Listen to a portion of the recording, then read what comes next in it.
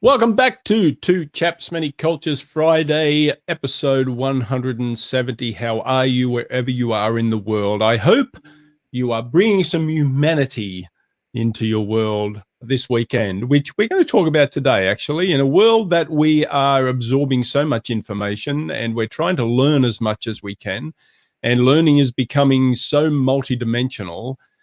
We're going to talk to somebody today who's trying to instill or trying to bring back humanity into learning with various practices and things that he's bringing to the world of learning. So we're going to learn about that today with humanity.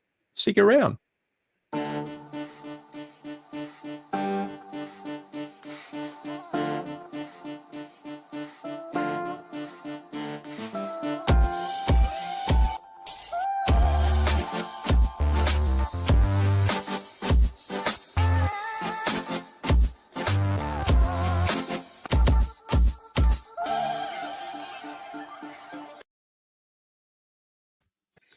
How are you, sir?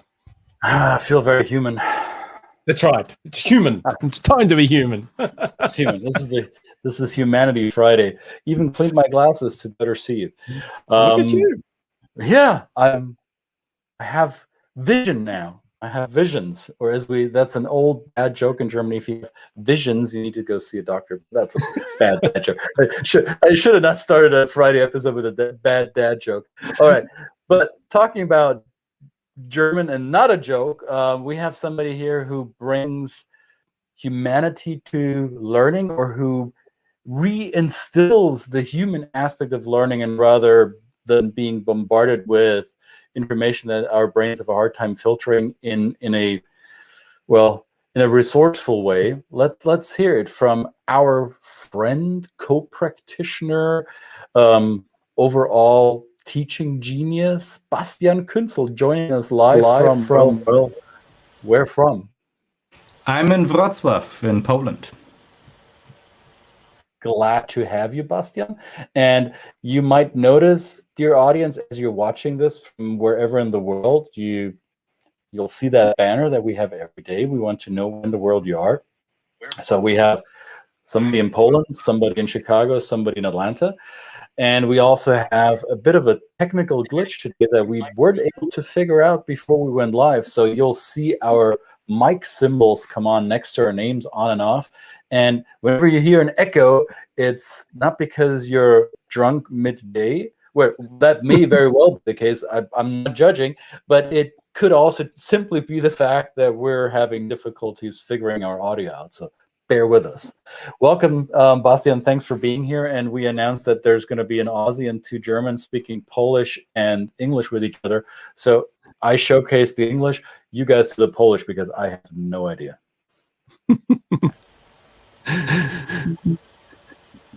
Dobry wieczór, Bastian from Wrocław, Poland. And that will be the end of my Polish, because I think Bastian will probably speak Polish a lot better than I do.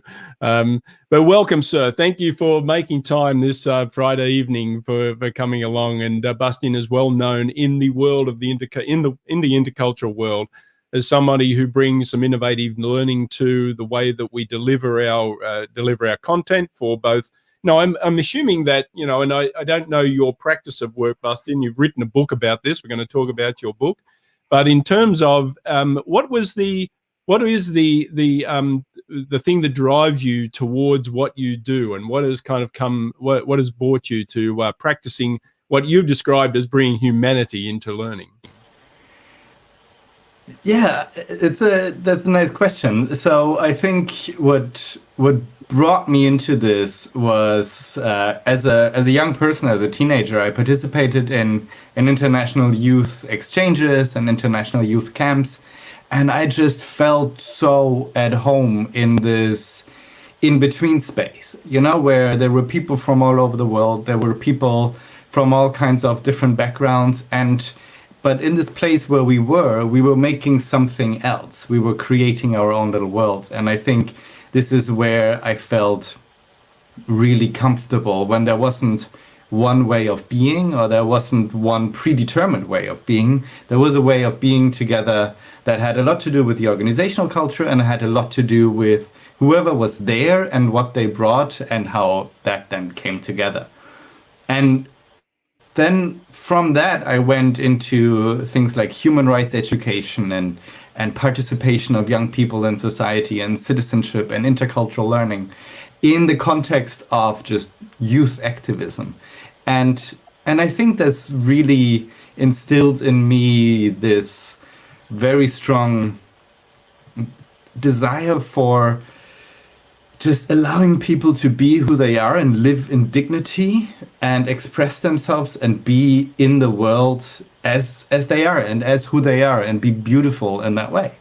And I think the way how I do this today in the work that I do as an intercultural trainer, but also working a lot with leadership, and now a lot more also helping other trainers and facilitators refine their training and facilitation skills, is around just accepting the own complexity of your own humanity, and also seeing the people who you accompany on their learning journey as who they are, including the culture that they were raised in, or the cultural influences that they have, but also all the other influences, from personality to ambitions and dreams and struggles and priorities and all of these things that make us so beautifully messed up as human beings. And I think this is what I really like. Humans we are a weird species, man.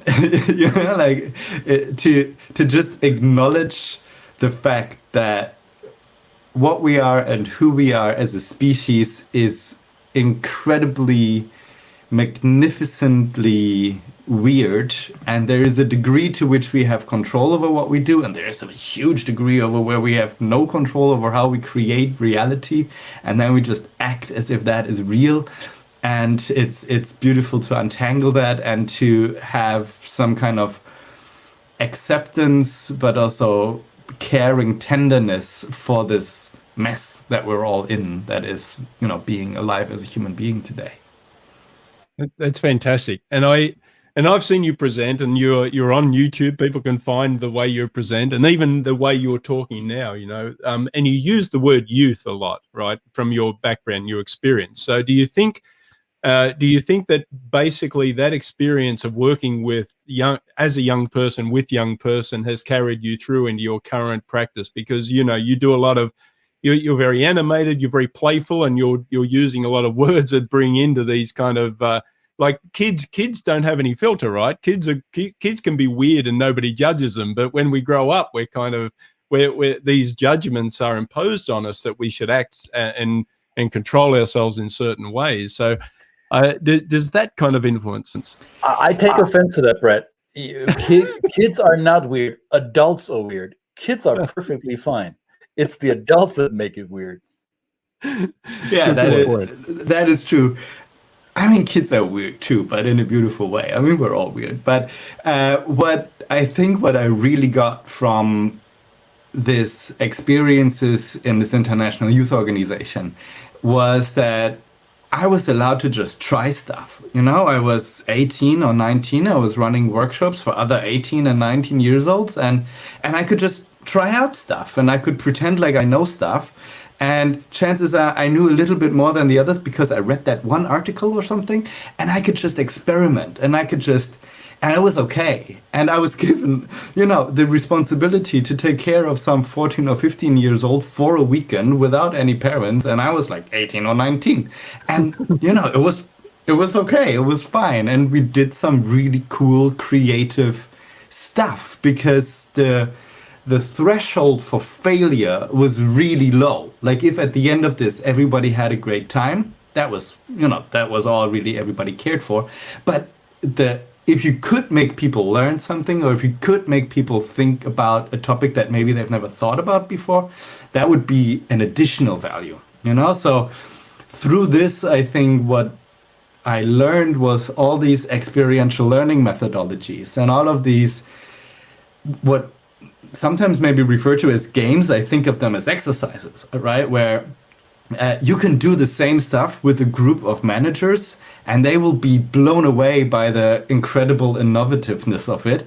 This is stuff in the youth field we've been doing for like decades, and it's just normal, you know? And then there's some really crazy experimental stuff that isn't normal. But a lot of these things that you do in team building activities or in leadership development that put people in a situation where they are a little bit uncomfortable, but they figure out a way how to solve a problem. That's not innovative in the youth field. That's really innovative sometimes in the adult education field. And I think this is where just the playfulness or just this, I think what I got from this work in this youth organization was this deep feeling of I can help other people learn stuff. And that's just a confidence that I can walk into a room with saying, I'm fine. And everybody here is fine. And we don't have to pretend like we're not. And we don't have to pretend like we need to convince anybody to be someone who we're not. We can just be ourselves. And that's going to be much better than trying to be anybody who we're not. And we're going to do really cool stuff together. And whenever you put a group of people into a room with each other, they're going to do some really cool stuff as long as they get to be themselves. As soon as they try to be someone else, they're not going to go do cool stuff. They're going to do cool stuff when they get to be themselves. And I think this is something that's really important for me.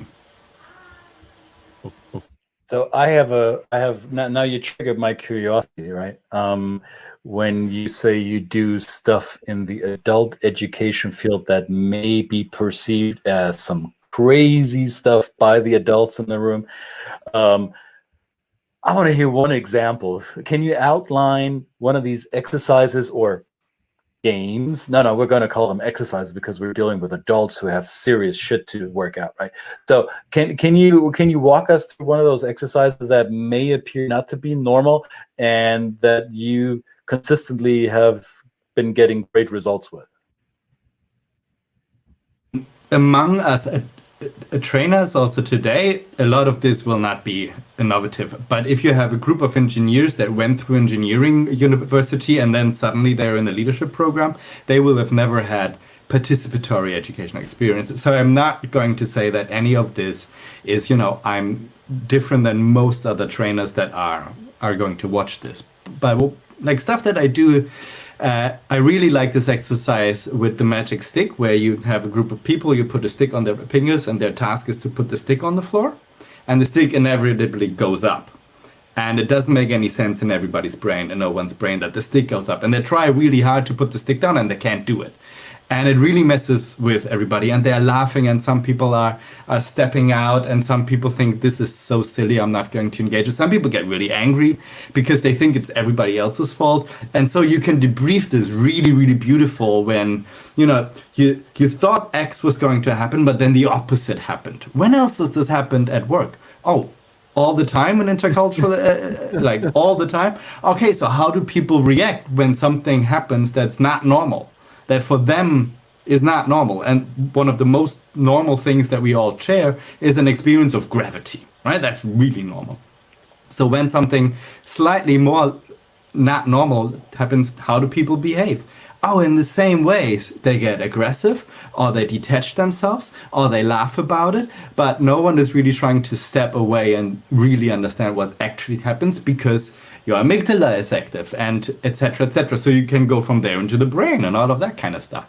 And so, but to have this emotional trigger, or what I also do after I explain some intercultural dimensions, for example, on the next day I put people in small groups, I give them clay, and I tell them to create a 3-dimensional statue that represents one of those dimensions, and so they have to discuss with each other, how are we going to represent this theoretical idea in a 3-dimensional way with our hands and clay, and then explain it to the others what we saw in this dimension that we can now represent in a 3-dimensional way with clay, And so people play, but they're discussing and they're trying to make connections between, this is something that I thought I understood abstractly, but now I have to make it concrete. And how do I put all of these concrete things in a new way? And it gets your brain going in a different way. And it's really fun, but it's also, it channels,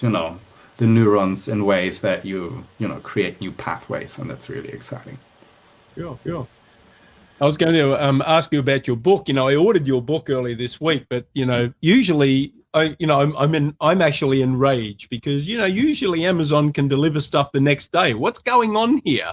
We get so used to what we're used to, right? But no, it's going to be delivered this afternoon. So I'm not going to have I wanted to put up your book, and I want to read it. So you've got there it is, The Learner's Journey. So tell us about the book. Tell us when did you write it? What was your driver to write the book, and what is it about? What are people going to learn from The Learner's Journey? All right. So the book I wrote a year and a half ago. I mean, I wrote it over like 2 years or something, but it was published a bit more than a year ago, I think. And the book is essentially using storytelling as a design principle to create learning experiences. And so it builds on the idea that people tend to experience themselves, and they tend to experience important experiences in story form. And so we have this experiencing self that's just in the now and takes in the world, and then our remembering self is a storyteller. So it takes our experiences and puts it into a context of story form in a way. Our memories have the shape of a story in that sense, right? So with ourselves as the protagonist, and so we all of these really transformative experiences, we can tell a story about them. And we can tell a story about them because we remember them as a story. And so from this basic idea, I then thought, okay, so if people are actually experiencing meaningful experiences in story form, wouldn't it then make sense if I want to create a meaningful experience in my learning event, if that's a training or a coaching process or a conference or whatever, if I want to create a meaningful, transformative learning experience, wouldn't it make sense to already build it along the structure, around the architecture of a story, so that I facilitate the remembering process, right? So that I take those two shapes together and I design along the shape that it's being remembered as anyway. And so I thought, okay, let me, experiment with that. And I also thought, yeah, most of the trainings that I ran that were really great, they somehow had, a beginning, a middle with a climax, and then an end, very similar to stories. But maybe I can make that a little bit more nuanced or a little bit more sophisticated. And so I then started to use the story circle. You probably heard of The Hero's Journey by Joseph Campbell. And there is a simplified version of that called the Story Circle by Dan Harmon, creator of Rick and Morty and Community. So not quite as academic and not quite as methodological and theological as Joseph Campbell, but only 8 steps, not 17. So a lot easier for me to work with, and also a little bit more general, not so myth specific as Joseph Campbell's work. But I mean, Joseph Campbell is the OG in a way, and Dan Harmon built on his work, and I'm building on Dan Harmon's work. So it's all iterative anyway. And so the story circle has 8 phases basically: protagonist, need, go, search, find, take, return, change. And that is essentially every action film you've ever watched. That's every romantic comedy you've ever watched. That's definitely every Marvel film you've ever watched. That's every that's Star Wars, that's Harry Potter, that's all the big stories that we have a very easy time following, right? And so it turns out these 8 phases work really, really well in creating learning experiences.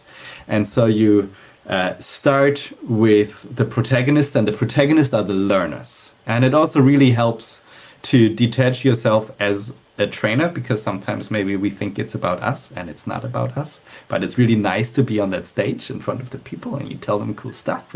So it feels sometimes maybe it's about me, but it's not, right? So to have this remembering that it's about the learner. They are the heroes of this journey. They are the protagonists of this thing that I'm designing for them. And then to really see them, to understand their world, to understand who they are, to understand the context within which this is happening, that where you get to meet them, etc., etc. And then the need phase is essentially where you need to connect the world how it is to how it should be.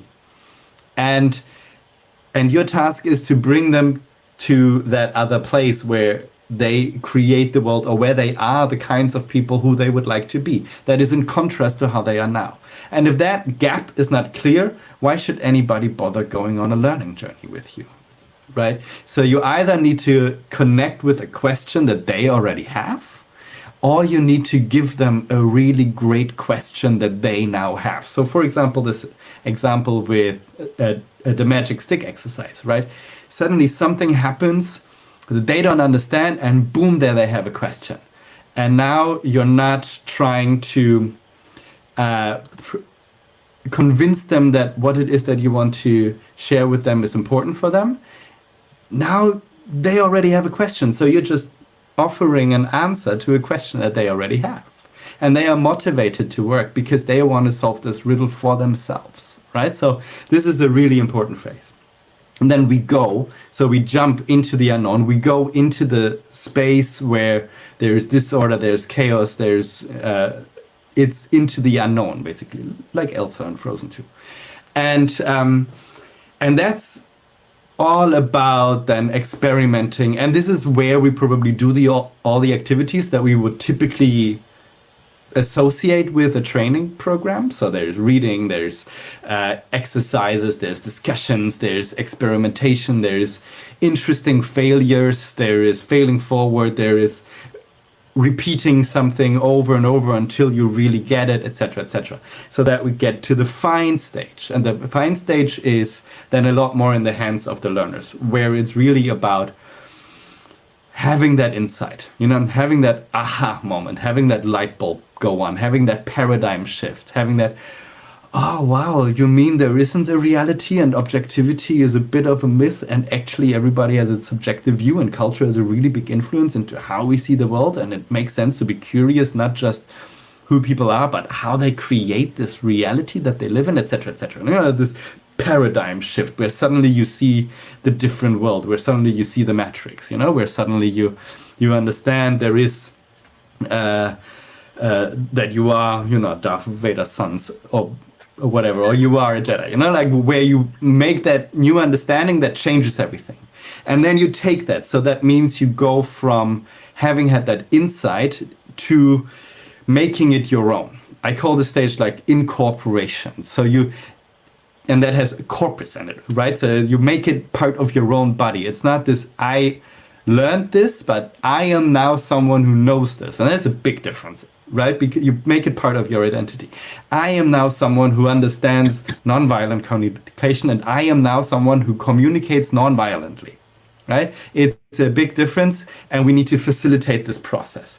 And then strategize the return back into the old world, because the training room is a very special space. The coaching conversation is a very special space, but there's a whole world around it where there are people who are going to be your allies in implementing the things that you've learned, and there are people who have a very legitimate interest in you not having learned that, in you not bringing change, and you need to prepare for that, and you need to strategize that, and you need to support the people you've been accompanying on this transformative journey to bring that back and create that change and be that change and make that difference. And so I've designed management retreats, I've designed one-day trainings, two-day trainings, 45-minute inputs. I've designed a whole semester with students along this path. It's very adaptable, because it's not about here's a step-by-step, but it's about here's a logical process, here's a flow that your learners are on anyway. And you can design experiences around that journey that will have a very innate forward momentum, because everything that happens builds on what happened before and prepares for what happens next, and it has a a destiny that is the answer to the need that you've highlighted in the beginning, etc., etc. For me, it works really, really well. And so if it works for other people, that makes me really happy. Just in the beginning of this week, I was invited at the 𝙈𝙬𝙤 Management School in Lille, and they've actually used this format to design their entire bachelor's program. So they've now designed a whole 3-year academic process as a learning journey that has this design principle built into how they are creating this academic journey, which, you know, I was blown away by, but it also is really awesome that an educational institution like that would work this student-centrically. So I was really, really happy about that. So if I read you, which I will, this is going on my Amazon list, or any other online retailer out there. Just making that clear. I'm sure there's other sources to get the book. Will I learn as a reader of your book how to design my training activities in a learner's journey? Is there basically, is it a manual, or is it only is it exemplifying one learner's journey that you've designed, or is there a blueprint how anyone can adapt it? Yeah,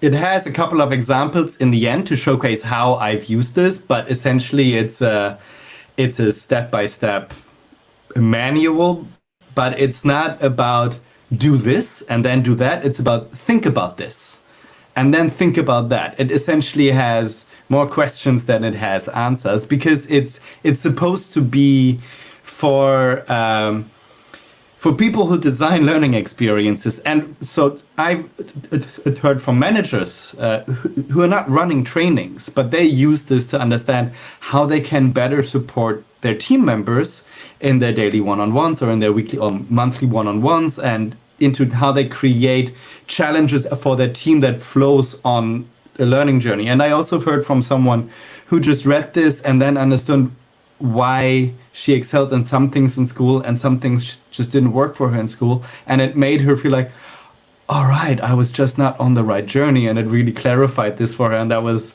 also really beautiful. So it's mostly a book that it gives a little bit of a context in the beginning about learning and about the balance between challenge and safety that is so important to allow for real meaningful learning, because we need to feel safe enough to be able to fail, and without failure you can't learn. So you need to have this sense of safety, but you also need to have this sense of challenge so that it's worth it.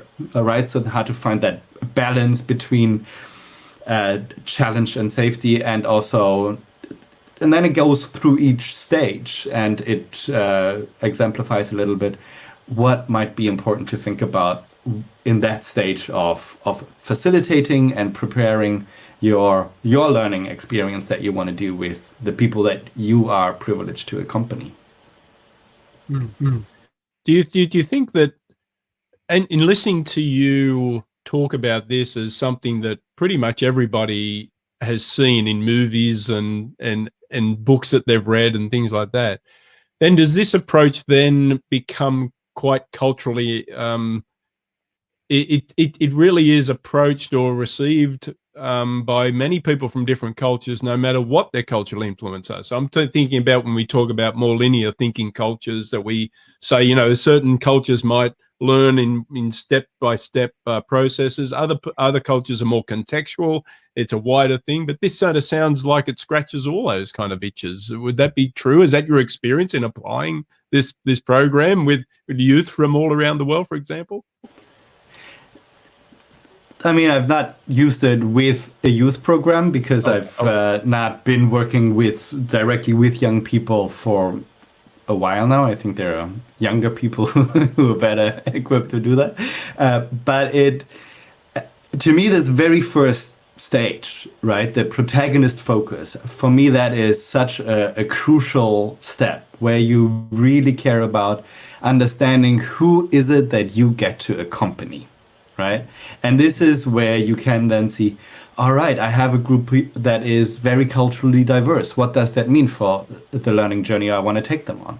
Or I have a group that has these priority, or that has that power structure within their group, or that has this kind of outlook onto the world. And that is not just regional culturally specific. That could also mean, okay, I'm working with a group of marketing people, or I'm working with the accounting department, right? They may have different, very distinctly different cultures, right? Some might be more tight, some might be more loose, to borrow Michel Gelfard's terminologies here, but or some might be more okay with uncertainty and playfulness and creativity, and others might feel that they lose face in front of the other people in the room when they become too playful, etc., etc. Right? So to really understand, who is it that I get to accompany? And this element of companionship is really, really important for me, right? This element of, I am in the service of the learners that I get to accompany. I am privileged to be on their journey with them. And so that means if they need me to present them facts and figures for a while so that they feel comfortable enough to know that they've ticked that and then they can become more playful, that's fine. That means I need to really make sure they get that, because that enables them to then go to the next stage. So it's very... and that's where this humanity basically comes back in, is that there is no one way to run a great training. I think the best training or the best learning experience, whether it's a workshop or a conference or a coaching process, is to really care deeply and authentically and lovingly about the people you get to accompany for a while on their journey, and to make sure that you are a constructive and productive and valuable part of their journey. And that can mean sometimes challenging them, right? That doesn't mean always pampering them, but that challenge comes from, all right, I believe you can go further than this. I believe you can think 3 more whys before you are satisfied with your own answer. I believe that you can do this, but then also create spaces where people can say, like, okay, I need to relax now a little bit. That was hard, you know. Yeah. What was your biggest pushback that you may have received, especially when you do this in corporate settings, when you have these leadership types who sometimes reluctantly join a learning group because somebody else gently ask them to participate in or they may have actually been, I've seen that in my groups, that those leaders within a group who initiate the training can sometimes be the ones who want to shine in front of the group, that I know this all, and you weren't listening to me, but now we brought in somebody from the outside and they're telling you, so they want to have their own greatness confirmed. What have been some of the biggest pushbacks you've experienced in those learning journey designs that you led?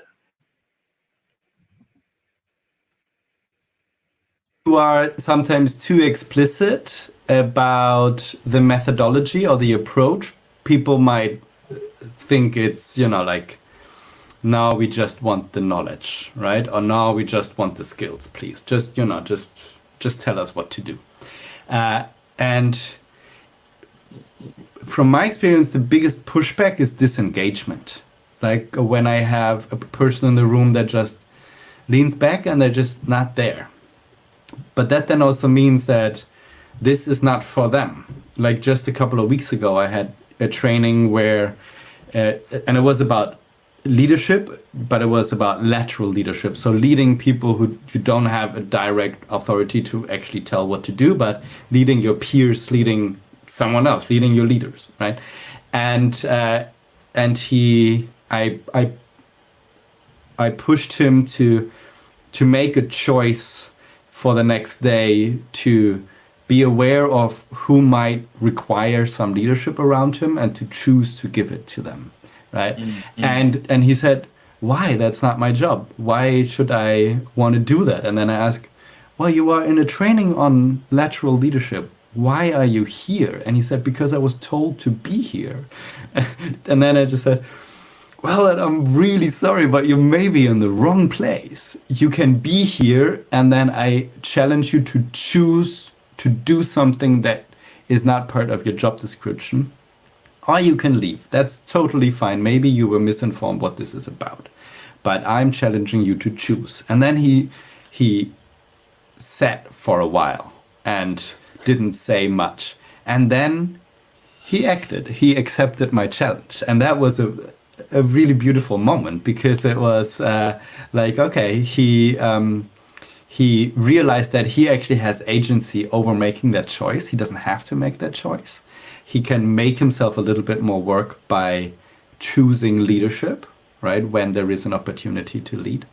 But that it's his choice. And that was a moment when he decided for himself, I will choose this. And then he actually engaged. And that was great. So I'm thinking then that, you know, there's a tendency when we actually have a kind of a power as trainers and facilitators over the people that we're training. But you're using a lot of the terminology, like, I'm grateful to be on this journey with you, right? So even when that person who was resistant up front, as soon as they cross that line and they make the decision for themselves, you get to actually even then say, well, now I'm so grateful you've made the decision, and now I get the chance to do that, rather than, I told you so, I told you I could tell you to do this, right? That's a different level of then continuing the learning, right? I could see that, just to be able, there's a tendency for us to just feel, you know, good about ourselves about being able to convince people. It might be a weird word in the space that we operate in, but one concept or one word that really resonates with me in being one of the foundational competencies for really impactful trainers or learning companions is love, right? And not in a hokey pokey way, but loving the humanity of the people you engage with. You can be annoyed by them to no end, right? But then to take that one step further and see, but I see a human behind this annoying behavior, and I have a lot of love for this annoying human behind this annoying behavior. And I want to understand where this annoying behavior comes from. Does it come from a need to be seen? Does it come from a need to show that you don't need this? Does it come from an embarrassment that you don't know this? Does it, like, where does it come from? It comes from there's some source of pain in there, or some source of pride in there. And let me see it. Let me see you. And then when someone realizes that you actually see them, and you actually want to see them behind the facade that they put up to protect themselves, they will open up maybe a little bit. And then you can say, okay, hi, nice to see you behind this curtain.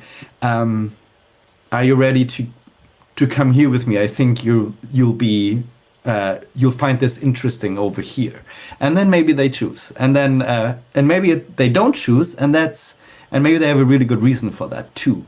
And to just be in touch with your own humanity, in the sense that you can say, like, okay, I can be a human being in this room. I don't have to pretend like I'm the expert of everything, or I'm untouchable, or I'm not here fully. I can be here fully, and I can see the human beings in their fullness as well. And then it gets really rich, you know, then it gets really, that's really beautiful. Like, that's what I do this for. Yeah. Christian. Is it possible, and I think I know the answer, is it possible that it requires a very humble teacher or facilitator to do this? Because I think the three of us, we know plenty of examples, even within our own field, who really enjoy being the lecturer, a word that I have a visceral reaction to. When people, all those of you are watching this and your LinkedIn bio says, or one of your bullet points in your career list in your CV is, I'm a lecturer at something, I invite you to rethink that. That may come across as you're like somebody who likes to be on that pedestal and talk down to people who don't live on your level of enlightenment. So what you said in the beginning, Bastian, is something that's been part of my journey. And I think we come from a similar, let's say, academic upbringing. Since we're both German, we to a certain degree enjoyed the beauty and the benefits of the German educational system, which sometimes has a tendency to be lecturing rather than being participatory. So I've been learning to overcome this tendency to lecture, but it takes a fully engaged and fully committed individual to do that, and somebody, as you said, recognizes their own humanity and their own flaws and faults, and knows that they don't have all the answers, and doesn't take themselves too serious in that situation, and sees the benefit of the learners as the storyline, not their heroism being the one who imparts new information and wisdom upon them, right? I have a bigger beef with the term thought leader. Like, I think that's totally and entirely ridiculous.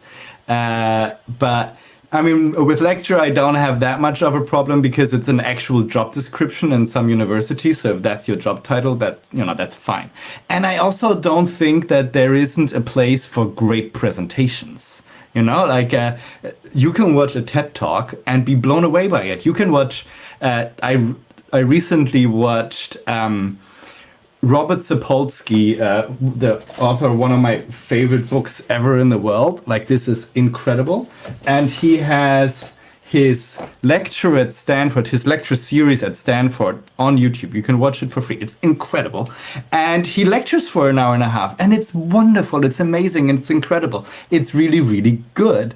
But that doesn't mean that you need to do it all the time. Like, you can have a conversation, and that's a great educational method. You can have an experience, that's a great educational method. You can do a game, that's a great educational method. You can do a really good presentation, that's a great educational method. If you rely on one of them all the time, then you're not very versatile in your tool arsenal as a craftsperson that has a job to do, and your job is to facilitate someone else's learning process. So whatever is the tool to facilitate someone else's learning process, use that. And humility, I think, like, without, I don't know anybody who I would consider great who isn't humble. Like, to me, those two things, they are deeply entwined with each other, because with greatness, like with the more you know what you don't know. And the more you've experienced, the more you know what you haven't experienced. The more you've been out in the world, the more you've experienced your own limitations. The more you've reflected and thought about yourself, the deeper is your awareness about your own flaws. So there is like, anybody that presents themselves flawlessly, I have, the guy from the A-Team would probably say, I pity the fool. But it's with, like, for me, gratitude is such an important component of life. Like, I get to do this work. It's an incredible privilege. Like, I've never been employed in my life as of yet. I came out of university and went into freelancing, and it's an incredible privilege that someone would pay me money to do something that makes me really happy, and that fulfills me, and that gives me this efficacy of knowing that I just made a positive contribution to someone else's life. Like, that's amazing, no? And so to not be deeply thankful for that, like, how can you not be? I don't understand it. And so, and with that comes humility, with that comes gratitude, with that comes just,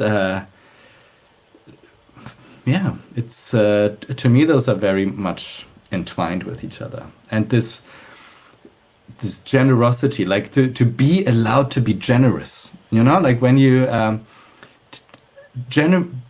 being allowed to be generous is a rare gift. Like, you can only really give someone something when you have something. and one thing that we all have is our humanity, and one thing that we all have is our experiences, and one thing that we all have is our care for someone else, and we get to give that. And every time I give someone something that is my choice to give, I gain as much as the other person, and so it's very fulfilling. It's very it's a beautiful circle, you know. That's I think there's a fantastic. book about this, The Giver's Gain. I forget who wrote it, but that's what this reminds me of. This was beautiful, Bastian. I wish we could talk about this all day, all night, but I have a feeling that the Polish evening is approaching rapidly, and the weekend is at your doorstep already, maybe inside the building. So we're not gonna take the weekend away from you. This was enlightening. I learned a lot, and that's the purpose of this whole program, is to make us all smarter. So mission accomplished when it comes to me. I don't know, Brett already knows a lot, so I don't know if No.